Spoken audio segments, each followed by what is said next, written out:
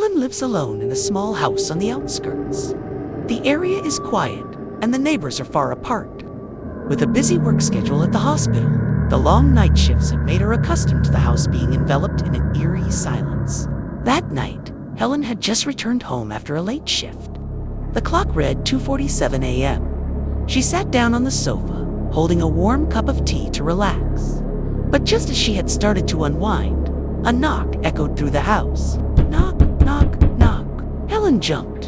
Who could be at the door at this hour? She set the cup down and walked to the door. Peering through the peephole, no one was there. She frowned, thinking maybe she had imagined it. But just as she turned away, the knocking came again. Knock, knock, knock. This time, Helen opened the door immediately.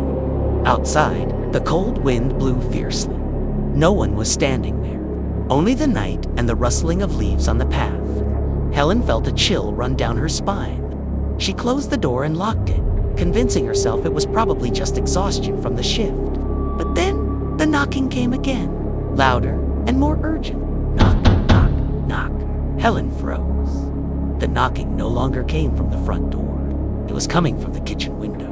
She slowly made her way to the kitchen, each step making her heart race faster. The curtains were drawn tight, but she felt like someone's gaze was piercing through from the outside. Helen swallowed hard, gathering the courage to pull the curtains back. Nothing. Helen breathed a sigh of relief, but as soon as she turned around, the light in the kitchen went out. Everything plunged into darkness. Knock, knock, knock. This time, the knocking wasn't outside. It was coming from inside the house.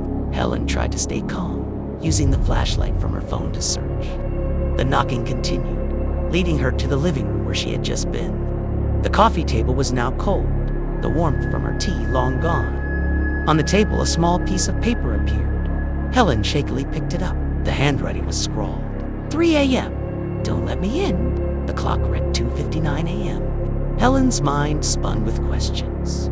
Who is me? How did this note get here? The knocking now echoed throughout the house, no longer clear where it was coming from. Knock, knock, knock. The clock ticked exactly to 3 a.m. The knocking stopped. 1 second. 2 seconds. Helen held her breath. Suddenly, a whisper came from right behind her.